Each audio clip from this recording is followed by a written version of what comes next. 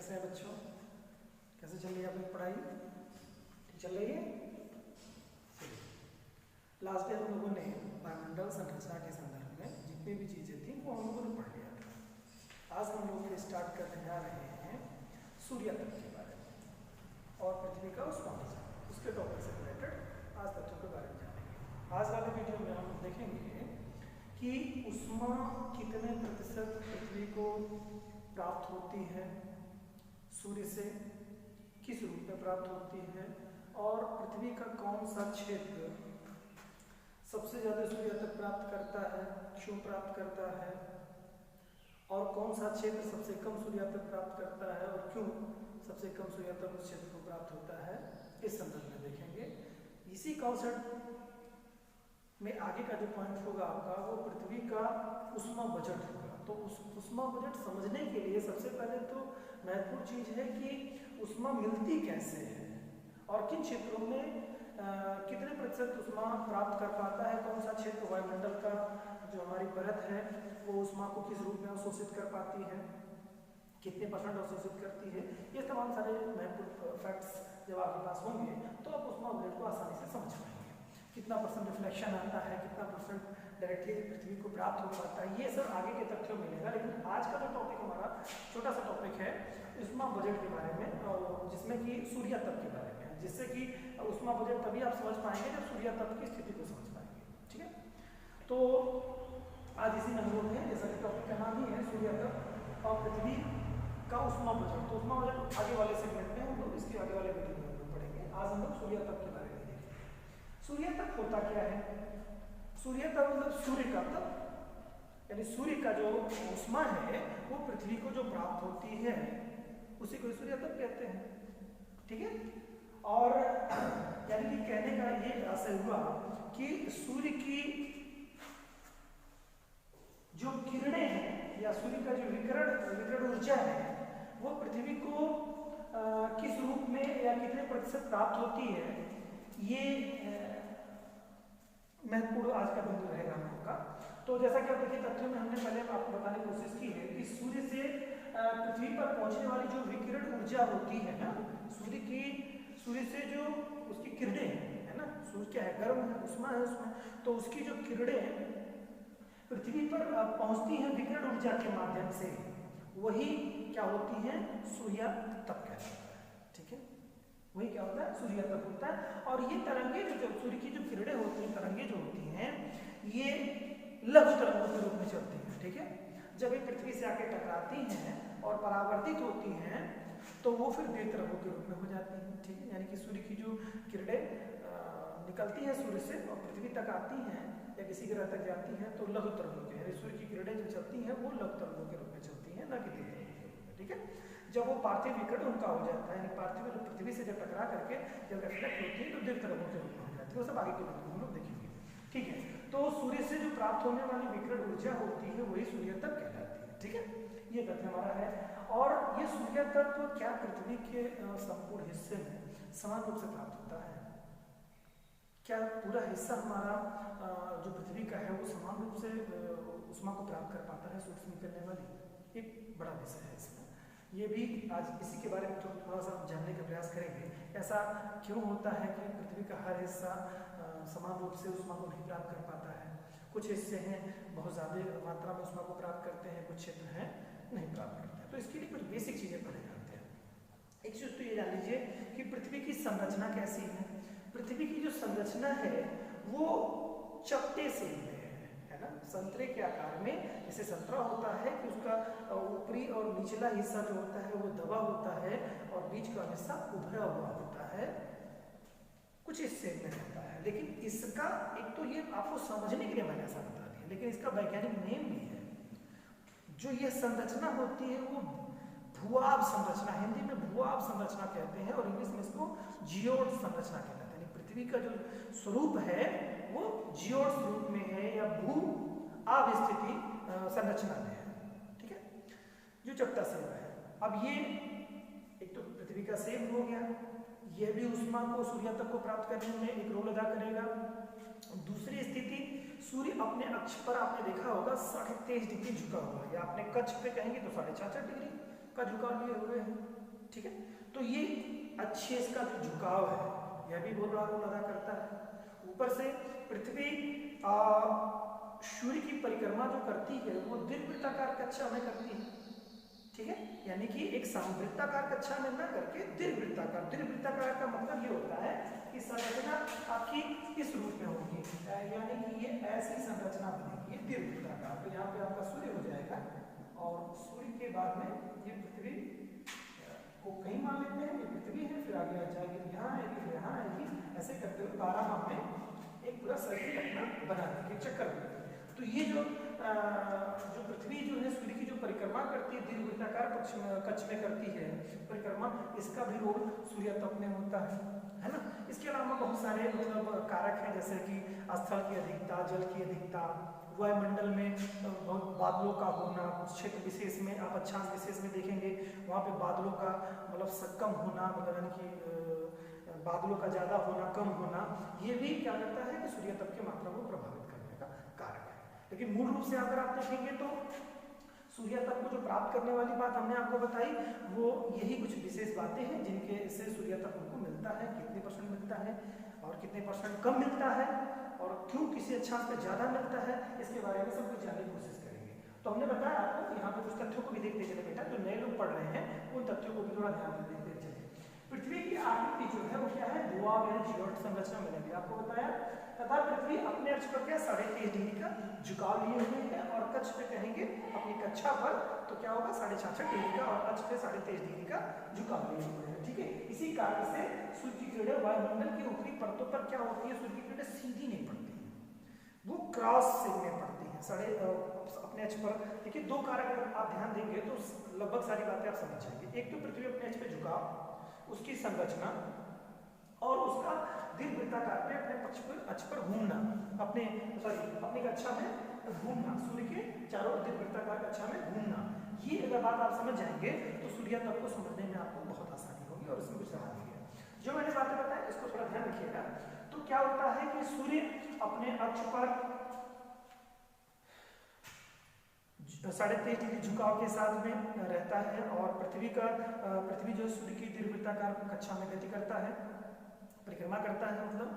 और इसके अलावा जो होता है स्थिति इसकी अपने 23.5 डिग्री का झुकाव जो है और इसकी जो जियोइड संरचना है, भूभाग आकृति है, ये कारक जो है डायरेक्टली सूर्य की किरणों को सीधे पृथ्वी पर पड़ने नहीं देते। तो इन स्थितियों के कारण से जैसे 3 बिंदु मैंने बताया आपको, महत्वपूर्ण 3 बिंदु बताए हैं। एक तो पृथ्वी की उसकी संरचना जो उसकी आकृति है, भूभाग जियोइड आकृति, दूसरी अपने अक्ष पर झुकाव, तीसरी स्थिति कि जो सूर्य की परिक्रमा दीर्घवृत्ताकार पथ पे करती है। तो ये कुछ स्थितियां जो 3-4 स्थितियां इसमें महत्वपूर्ण हैं, इसके कारण से क्या होता है कि सूर्य की जो लोकेशन होती है और पृथ्वी की जो स्थिति लोकेशन होती है, कुछ ऐसी संरचना बनती है कि पृथ्वी का मध्य का भाग, पृथ्वी के मध्य का भाग ही सूर्य के सामने अधिकतम हो पाता है 12 महीनों में, बाकी शेष भाग नहीं हो पाते। अब क्या मध्य भाग कितना होगा कैसे आप समझेंगे, तो इसके लिए थोड़ा सा समझने का प्रयास करिए। मैं यहाँ पे आपको बता रहा हूँ, ये पृथ्वी जो है ये मैं पृथ्वी की संरचना को बना रहा हूँ और इस संरचना में अगर आप देखेंगे तो 0 डिग्री ये अक्षांश रेखा होती है जो पृथ्वी को 2 बराबर भागों, ग्लोब को 2 बराबर भागों में बांटती है। ऊपरी हिस्से को उत्तरी ध्रुव कहते हैं बेटा और दक्षिणी पोल को, दक्षिणी हिस्से को दक्षिणी ध्रुव कहते हैं, जो पोल होता है सेंटर। अब यहाँ 0 डिग्री से लेकर के अगर हम इसको कुछ विशेष लाइनों के बारे में देखें, 10-10 डिग्री के आधार पर हम बांट देते हैं तो आप ऐसे करते करते जाएंगे तो ये 90 डिग्री उत्तर हो जाएगा और ये 90 डिग्री दक्षिण हो जाएगा बेटा, ठीक है। तो इसमें जो ज्यादा आपको जानने की जरूरत है वो ये जानने की जरूरत है कि ऊपरी हिस्सा 23.5 डिग्री उत्तर में जब जाएंगे बेटा, 23.5 डिग्री उत्तर और 23.5 डिग्री दक्षिण, ये सबसे ज्यादा महत्वपूर्ण चीज है आपको सूर्य तप प्राप्त होने के लिए जानना चाहिए। मैंने आपको 3 बातें बताई थी, आप उसको याद रखेंगे। एक क्या, जो इसकी पृथ्वी की जो बनावट है, संरचना, दूसरा अपने अक्ष पर झुकाव, तीसरा आपका दीर्घवृत्ताकार में सूर्य की परिक्रमा करना, ठीक है। तो मैंने बताया क्या कि इन स्थितियों के कारण से क्या होता है कि पृथ्वी का ये जो हिस्सा है 23.5 डिग्री उत्तर का और 23.5 डिग्री दक्षिण का हिस्सा ही सदैव सूर्य के सामने पड़ता है। अब सारे हिस्से नहीं, ध्यान रखिएगा, यही हिस्से अधिकतम सूरज क्या होगा 23.5 डिग्री उत्तर जा पाएगा और अधिकतम सूरज जो है 23.5 डिग्री दक्षिण जा पाएगा। ठीक है, ये स्थिति होती है, लेकिन हर जगह समान नहीं होता। मैंने समान नहीं कहा, मैंने कहा अधिकतम ये उत्तर की तरफ 23.5 डिग्री जा सकता है और अधिकतम 23.5 डिग्री दक्षिण की तरफ जाता है। अब इसके कुछ नाम है, आपको पता नहीं होगा, मैं बता भी दे रहा हूँ आपको। ये 23.5 डिग्री जो रेखा होती है इसे कर्क रेखा कहते हैं, और यहाँ पर जो दक्षिण का 23.5 डिग्री दक्षिण होता है ये मकर रेखा कहलाता है, मकर रेखा। यानी कर्क रेखा और मकर रेखा के मध्य ही सूर्य जो होता है वो क्या करता है, अपनी गति करता है, 12 महीनों में गति करता है। तो अब सवाल पैदा होता है कि ये जो सूर्य का जो सूर्य तब किससे मिलता है, सूर्य से मिलता है, कौन सी बात है। तो सूर्य जब सूर्य से ही सूर्य तब मिलेगा तो अब सूर्य यहाँ से यहाँ तक ही जाता है, कर्क रेखा से मकर रेखा, मकर रेखा से कर्क रेखा के मध्य ही जाता है। यानी कि यह जो बेल्ट है हमारा कर्क और मकर रेखा के मध्य में सबसे अधिक सूर्य तब प्राप्त करेगा। इसमें कोई संदेह होना ही नहीं चाहिए, क्योंकि सूर्य यहाँ पे रहता है तो सूर्य तब सबसे अधिक ही मिलेगा बेटा। ठीक है, तो सूर्य तक ये हिस्सा सबसे ज्यादा प्राप्त करने वाला हिस्सा हो गया, क्योंकि सूर्य यहाँ पर हमेशा स्टेब्लिश रहता है। लेकिन अब इसमें से भी कुछ हिस्से अब देखेंगे कि 21 जून को, एक तिथियां मान लीजिए, 21 जून को सूर्य कर्क रेखा पर चमकता है और 22 दिसंबर को सूर्य जो है मकर रेखा पर चमकता है। ठीक है, और इस आने जाने की स्थिति में आपको ये बात ध्यान रखनी होगी कि 0 डिग्री से लेकर के 10 डिग्री उत्तर और 10 डिग्री दक्षिण का जो हिस्सा होता है ये हमेशा इस हिस्से में सूर्य की किरणें लंबवत ही पड़ती हैं। लगभग 90 डिग्री का एंगल हमेशा भूमध्य रेखा के पास, विषुवत रेखा कहिए, चाहे 0 डिग्री अक्षांश रेखा कहिए, चाहे भूमध्य रेखा कहिए, चाहे इक्वेटर कहिए, तमाम सारे इसके नाम है। इस पे लगभग करीब में वर्ष भर यानी 12 महीने सूर्य की किरणें क्या पड़ती है, सीधी पड़ती है। तो यानी सूर्य तब यहाँ पे सीधा मिलता है, सबसे ज्यादा सूर्य तब इसी हिस्से में मिलता है। किस हिस्से में, भूमध्य रेखा वाले क्षेत्र में। लेकिन सूर्य क्या करता है, ये मैंने बताया कि 21 जून को कर्क रेखा पे चमकता है और 22 दिसंबर को मकर रेखा पे चमकता है। तो इसका मतलब है कि सूर्य गतिमान रहता है इन्हीं के मध्य में, और मैंने बताया इन दोनों रेखाओं के बीच के हिस्से ही सबसे ज्यादा सूर्य तब प्राप्त करेंगे, क्योंकि यहाँ पे विचरण इसका हो रहा है, गतिशील इसमें है। ठीक है, तो अब जब ये गतिशील होता है तो इस गतिशील वाली स्थिति में हमेशा सूर्य की लोकेशन आप आपसे समझिए कि इसके मध्य में ही रहता है सूर्य, यहीं पे इसी के मध्य में ही रहेगा, कर्क और मकर रेखा के मध्य में ही रहेगा सूर्य। तो जब मध्य में रहेगा तो यहाँ पे सूर्य सबसे ज्यादा प्राप्त होगा। और इसमें भी उस हिस्से में कि कौन से हिस्से में 0 डिग्री से 10 डिग्री उत्तर और 10 डिग्री दक्षिण, है ना। कहीं कहीं तथ्यों में आपको मिलेगा कि कहीं 5 डिग्री या कुछ और इस तरह के आपके मिलेंगे, वो आप कॉमन सेंस में समझेंगे कि जो आप डोल ड्रम का जो क्षेत्र होता है, इसे डोल ड्रम का क्षेत्र कहते हैं, 5 डिग्री उत्तर 5 डिग्री दक्षिण, और कहीं कहीं तो 10 डिग्री उत्तर और 10 डिग्री दक्षिण बताया जाता है। वैसे आप समझिए यहाँ 10 डिग्री कि जो हिस्से होते हैं यहाँ सूर्य तक हमेशा 90 डिग्री का एंगल बनाता है, तो सूर्य की किरणें सीधे पड़ती है, इसलिए सूर्य तक सबसे ज्यादा मिलता है। बाकी हिस्सों में नहीं होता है उतना सूर्य तक, लेकिन ये पूरे दोनों हिस्से हमेशा ऊष्मा को ज्यादा प्राप्त करते हैं। 21 जून को आप देखेंगे सबसे ज्यादा गर्मी होती है, सबसे ज्यादा सूर्य तक प्राप्त वहाँ पे होता है उत्तरी गोलार्ध में। 22 दिसंबर में देखेंगे तो सबसे ज्यादा जो है मकर रेखा में आपको ऊष्मा मिलती है, प्राप्त होती है। ठीक है, अब अक्सर आप देखेंगे कि जो उत्तरी गोलार्ध वाले जितने भी कंट्रीज हैं यहाँ पर जो होता है कि यहाँ पे सबसे ज्यादा गर्मी, यानी क्रिसमस वगैरह आपने देखा होगा, क्रिसमस के बारे में अक्सर देखते होंगे कि क्रिसमस जो मनाया जाता है कि ऑलमोस्ट सारे कंट्रीज में समर के सीजन में, मतलब जो सॉरी विंटर के सीजन में मनाया जाता है। हम लोगों के यहाँ जो दिसंबर का महीना रहता है, 25 दिसंबर का महीना होता है क्रिसमस डे, वो क्या होता है, हम लोग ठंडक में मनाते हैं। लेकिन यही चीजें अगर हम देखेंगे तो दक्षिण के हिस्से में ऑस्ट्रेलिया कंट्री देखेंगे, न्यूजीलैंड देख लें, ऑस्ट्रेलिया देख लें, तो ये जो हमारे कंट्रीज मिलेंगे आपको, ये 2 कंट्री, और उन कंट्रीज में क्या होता है कि गर्मी के मौसम में मनाया जाता है। क्यों? क्योंकि सूर्य जो है उस समय 22 दिसंबर में देखिए मकर रेखा पे चमक रहा होता है, तो उस वाले हिस्से में गर्मी वाला मौसम रहता है वहाँ पे। ठीक है, तो सूर्य तक ये इनके मध्य में ही रहता है और सबसे ज्यादा सूर्य तक इन क्षेत्रों में प्राप्त होता है। इसके अलावा वाले हिस्से जो बाद के हिस्से बनते हैं वहां पर देखिए सूर्य का जो स्तर होगा वह चाहे वो दक्षिण की तरफ या उत्तर की तरफ कहीं पे भी जाएंगे, वो सूर्य तक की मात्रा घटती जाएगी, क्योंकि सूर्य की किरणें जब पड़ेंगी तो डायरेक्टली ना पड़ करके इनडायरेक्ट पड़ेंगे, क्रॉस पड़ेंगे, तिरछी पड़ेंगी किरणें, तो वहां पर सूर्य तक कम होता चला जाएगा। समझा गया होगा मेरे ख्याल से। कारण मैंने बताया क्या कि 21 जून को जो है कर्क रेखा पे चमकता है और 22 दिसंबर को मकर रेखा पर। और ये जो डोल्ड्रम वाला क्षेत्र है 0 डिग्री से 10 डिग्री उत्तर 10 डिग्री दक्षिण वाला हिस्सा, ये वाला हमेशा ऊष्मा को सबसे ज्यादा प्राप्त करता है। ठीक है, तो अब ये हिस्सा बहुत छोटा सा हिस्सा है पृथ्वी का जो ऊष्मा को प्राप्त कर रहा है। इसके अलावा और तो क्या क्या कारक है, दूसरी चीज मैंने बताया, ये तो आपने स्थिति देख ली। और जो पृथ्वी चूंकि अपने अक्ष पे 3.5 डिग्री का झुकाव लिए हुए है, उसके कारण से भी सूर्य की जो किरणें पड़ती हैं बाकी शेष हिस्सों में, यानी कि कर्क और मकर रेखा के बाद के हिस्सों में क्रॉस पड़ती है, सीधी नहीं हो पाती है। यहाँ तो कमोबेश इन क्षेत्रों में मौसम के हिसाब से किरणें तो कहीं नहीं सही पड़ती है, सीधी पड़ती है, उसमें ज्यादा मिलती है, बाकी हिस्सों में उस क्रॉस किरणें होने के कारण उसके सरफेस से टकरा करके उस स्लिप कर जाती है और उस धरातल को एक तरह से लंबा एरिया कवर करती है। लंबा एरिया कवर करने के कारण से वो ऊष्मा को ज्यादा प्राप्त नहीं कर पाती है, बहुत लंबा हिस्सा उसमें कवर होता है, तो इस हिसाब से ऊष्मा यहाँ पे ज्यादा नहीं प्राप्त हो पाती है, क्या कर लेगा के ऊपर हिस्से में, बाकी हिस्सों में ऊष्मा अच्छी मात्रा में प्राप्त होती है। ठीक है, तो ये बात हो गई। दूसरी चीज है कि अपने अक्ष पर घूमने वाली स्थिति, मतलब पृथ्वी अपने दीर्घवृत्ताकार कक्षा में घूमते हुए सूर्य की क्या करती है, परिक्रमा करती है। तो परिक्रमा करने के दरमियान क्या होता है, जैसे मैंने बताया दीर्घवृत्ताकार कक्ष में परिक्रमा करती है, क्या कौन, पृथ्वी करती है, किसकी परिक्रमा करती है बेटा, सूर्य की परिक्रमा करती है। तो उस स्थिति में क्या होता है, जब दीर्घवृत्ताकार कक्षा में रहेगा बेटा, तो ये हिस्सा आप देख रहे होंगे सूर्य से ये वाला हिस्सा, ये वाले हिस्से नजदीक आपको दिख रहे होंगे और ये वाले हिस्से दूर दिख रहे होंगे।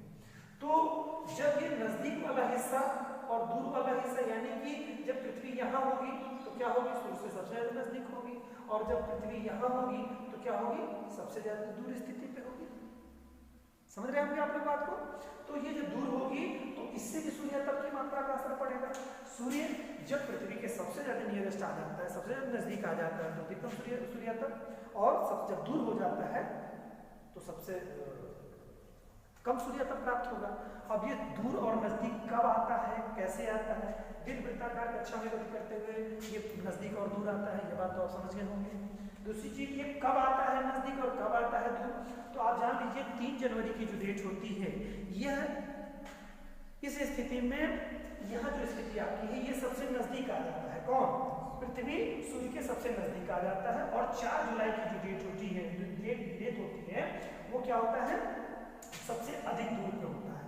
तो अब दूर कितना होता है, लगभग करीब आप जान लीजिए कि जब ये इस स्थिति में बनता है, सूरज यहाँ पर पहुँचता है, यहाँ पृथ्वी यहाँ पर जब पहुँचती है तो इस समय क्या होती है, लगभग करीब में सूर्य से पृथ्वी की दूरी जो होती है वो आपकी 14 करोड़ 70 लाख किलोमीटर, 14 करोड़ 70 लाख किलोमीटर की दूरी होती है लगभग करीब में, जब पृथ्वी सूर्य के सबसे नजदीक की स्थिति में होती है। ठीक है, और जब पृथ्वी सूर्य से सबसे ज्यादा दूरी पे होता है तो बेटा 15 करोड़ 30 लाख, ठीक है, सॉरी 20 लाख, 15 करोड़ 20 लाख किलोमीटर की डिस्टेंस पे होता है। ठीक है, तो ये जो लगभग करीब में दोनों के मध्य में आप देखेंगे तो लगभग 50 लाख किलोमीटर का अंतर आ जाता है, 50 लाख किलोमीटर का डिफरेंस आ जाता है दोनों के मध्य में। ठीक है, 50 लाख किलोमीटर का, तो ये 50 लाख किलोमीटर का जो डिफरेंसेस है बेटा, ये लगभग सूर्य का जो सूर्यातप प्राप्त होता है उसके परसेंटेज में अगर हम देखें तो लगभग 7% ऊष्मा पृथ्वी को अधिक मिलेगी या 7% कम मिलेगी। तो नजदीक होगा कब, देखा मैंने बताया आपको कि 3 जुलाई की जो डेट है ये 3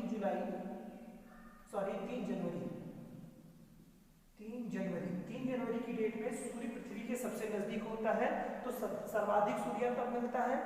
और यहाँ पर हम मैंने बताया सबसे दूर तो क्या होगा, 4 जुलाई की जो डेट होगी, 4 जुलाई की डेट, इसमें क्या होता है पृथ्वी सूर्य से सबसे अधिक दूरी पर हो जाएगा। ठीक है, दोनों के मध्य में लगभग 50 लाख किलोमीटर का डिफरेंस आ जाएगा, तो सूर्यातप में लगभग करीब में जो परसेंटेज में देखेंगे तो 7% का डिफरेंस आता है, यानी कि 3 जनवरी को लगभग करीब में 7% ज्यादा ऊष्मा प्राप्त होगी अपेक्षाकृत 4 जुलाई की। ठीक है, लेकिन अगर आप इमेजिन करें कि हम लोग भारत में जैसे देश में रहते हैं उस समय आप देखते हैं जनवरी का जो महीना होता है ठंडा होता है, तो ठंडा महीना होता है तो आप सोच रहे होंगे कि सूर्यातप सबसे ज्यादा कैसे मिल सकता है, जुलाई का मौसम गर्म होता है उसमें ज्यादा सूर्यातप मिलता है। लेकिन इसमें कारण क्या है, देखिए केवल भारत ही तो पूरा ग्लोब है नहीं, पृथ्वी तो भारत ही है नहीं या भारत के आसपास के क्षेत्र है नहीं, पूरी पृथ्वी की बात हो रही है ना, पूरे पृथ्वी के सूर्यातप की बात हो रही है, तो उस स्थिति में क्या होता है बेटा कि बाकी शेष हिस्से पृथ्वी के ऊष्मा को प्राप्त कर रहे होते हैं, और सूर्य चूंकि ये दीर्घवृत्ताकार पक्ष पे घूम रहा होता है तो उसका हिस्सा जो है वो पीछे पड़ जाता है, इसका अर्थ समान सूर्यातप अच्छी मात्रा में नहीं हो पाता है। ठीक है, तो अब ये देखेंगे इसमें से क्या होता है, जब पृथ्वी सूर्य के सबसे नजदीक वाली स्थिति में आती है और सबसे दूर वाली स्थिति में आती है, तो जब सबसे नजदीक आएगी तो उसे यहाँ पे देखिए मेंशन भी किया है, उपसौर की स्थिति कहते हैं। क्या कहेंगे? उपसौर। और जब सबसे ज्यादा दूर स्थिति में होगी तो क्या कहेंगे इसको? अपसौर की स्थिति में कहेंगे। ठीक है, सबसे ज्यादा दूर होगी तो अपसौर की स्थिति कहेंगे। तो इसे इंग्लिश में ही देखेंगे, उपसौर की जो स्थिति 3 जनवरी को बन रही है इसे पेरीहेलियन कहते हैं, और 4 जुलाई को जो अपसौर की स्थिति होती है उसे अपेरियन के नाम से जाना जाता है। यहाँ पे देखिए मैंने उस डिस्टेंस को भी मैंने यहाँ पे लिख दिया आपको, इसको आप एक बार देख लीजिएगा। ठीक है, तो 4 जुलाई और 3 जनवरी की जो डेट है इन दोनों में सूर्यातप में लगभग 7% का डिफरेंस आता है। क्यों? क्योंकि ये पृथ्वी से सूर्य की दूरी के कारण से ऐसा हो जाता है। ठीक है, तो सबसे ज्यादा सूर्यातप प्राप्त होता है। और अक्षांशीय आधार पर अगर देखेंगे बेटा तो मैंने आपको बताया, और हाँ एक चीज और भी इसमें थोड़ा सा देख लें आप लोग कि हमारा जो सूर्यातप जो पृथ्वी को मिलता है यानी कि वायुमंडल को मिलता है, सीधे पृथ्वी पे तो आएगा नहीं, वायुमंडल को गर्म करते हुए आएगा।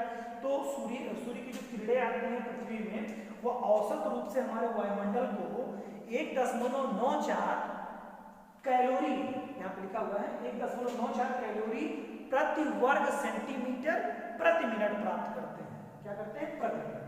यानी कि एक मिनट में हमारे अगर हम वायुमंडल की बात करेंगे, 1 मिनट में हमारे वायुमंडल का 1 वर्ग सेंटीमीटर का एरिया, 1 वर्ग सेंटीमीटर का एरिया मतलब आप समझ रहे हैं ना, उसको 4 हिस्सों में, चारों हिस्सों में लंबाई, चौड़ाई और ऊंचाई एक वर्ग के आकार में उसको करेंगे, आयत के रूप में उसको घन के रूप में बनाएंगे। ठीक है, घन जैसे 1 फीट का जो घन होता है वो एक क्या होता है, 1 फीट लंबा, 12 इंच चौड़ा होता है, 12 इंच गहरा होता है ना, 12 इंच ऊंचा होता है। तो इस तरह की जो चौड़ाई बनती है उस तरह से ये एक जो वर्ग सेंटीमीटर आपका बनेगा, 1 वर्ग सेंटीमीटर में 1.94 कैलोरी ऊष्मा प्रति मिनट प्राप्त करता है। तो इस हिसाब से हमारा वायुमंडल गर्म होता है सूर्यातप से।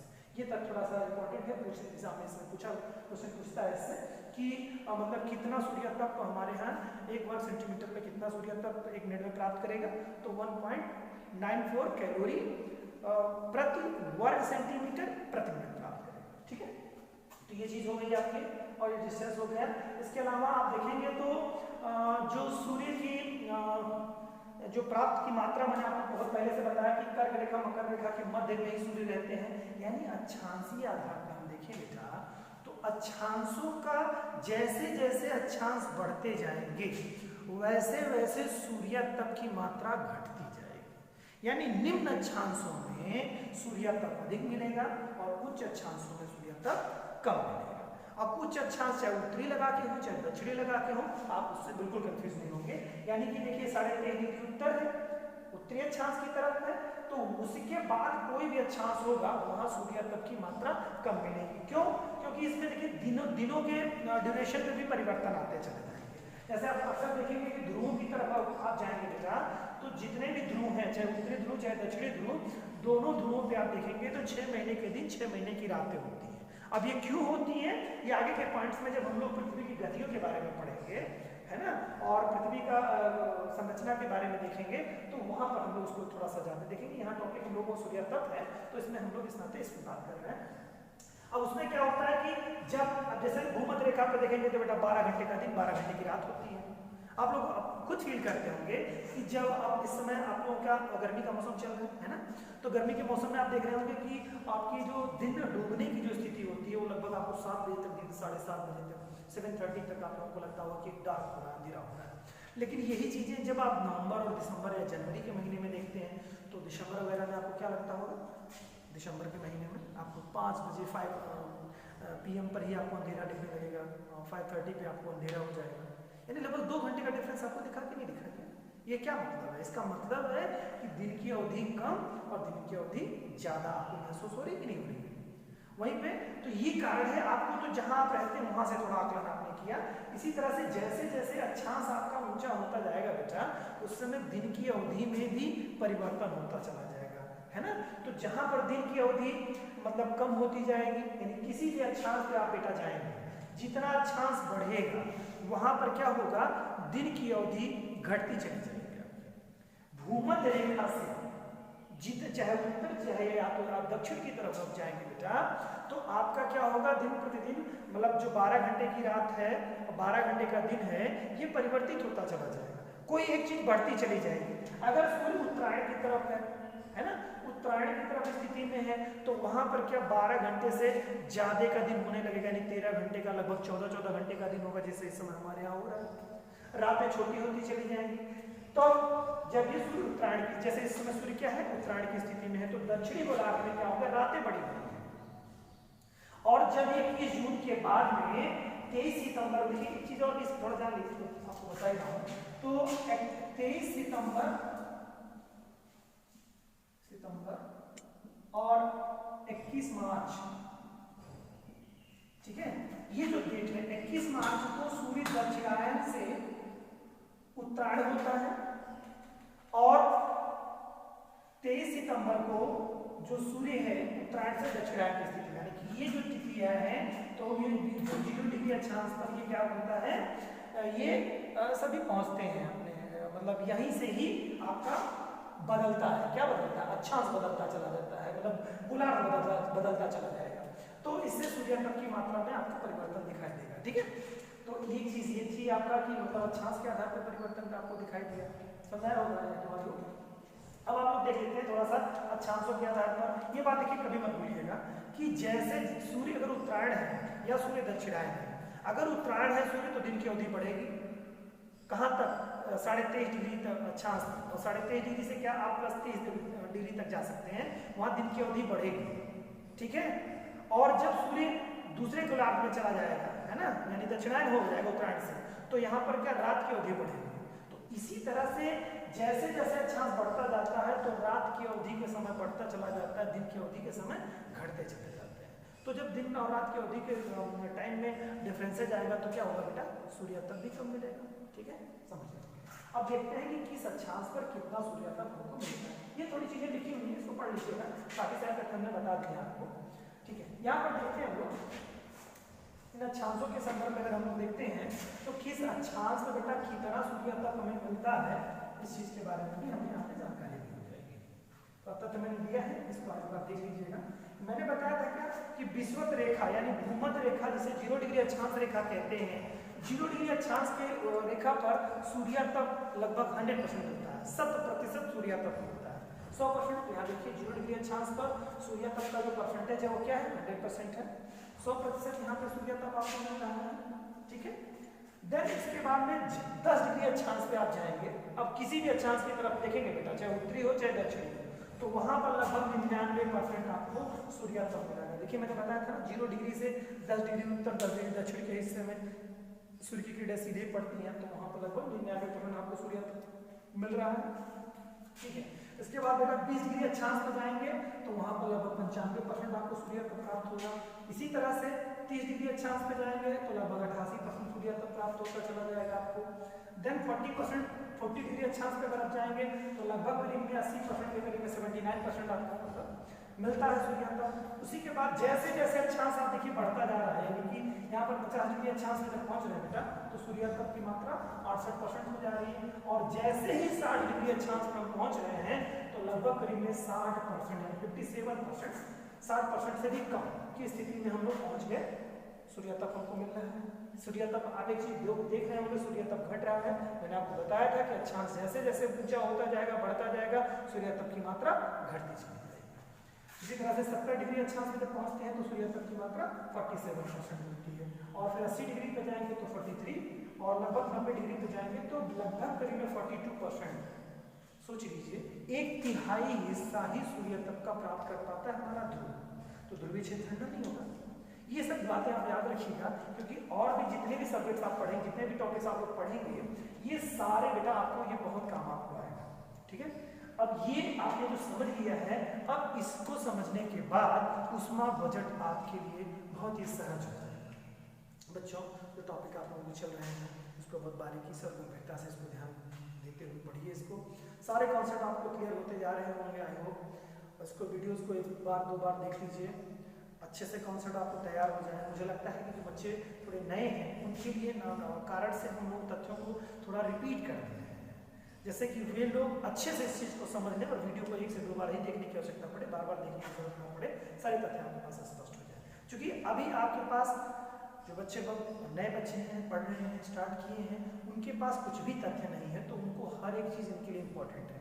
जो हमारे सीनियर स्टूडेंट्स हैं, जो अच्छे की प्रिपरेशन अच्छी चल रही है, उनके लिए भी एक बार वीडियो देख लेंगे तो उनका पूरा रिवाइज हो जाएगा, तथ्यों को उनकी समझ हो जाएगी, उनको मेंस राइटिंग में काफ़ी ये सहयोग करेगा। और इसको अदरवाइज ना लें कि मतलब इस चीज़ को हमको ये चीज़ें तथ्य पता है, कुछ एक तथ्य हमारे लिए इम्पोर्टेंट है। आगे चल करके जैसे हमारे बच्चे सारी चीज़ें चलने लगे, आप लोग कमेंट करेंगे, जो भी अपनी चीज़ें हैं अपनी बातों को बताएंगे, जिस हिसाब से अगर वीडियोज़ को आपको लगता है कि और भी कुछ अच्छा किया जा सकता है इसमें, अगर आप चाहें तो अपनी राय दे सकते हैं। इसमें समय के साथ हम आप सभी लोगों को पूरी तरह से ध्यान में रखते हुए कार्य कर रहे हैं। कल हम लोग पढ़ेंगे अगला टॉपिक उष्मा बजट के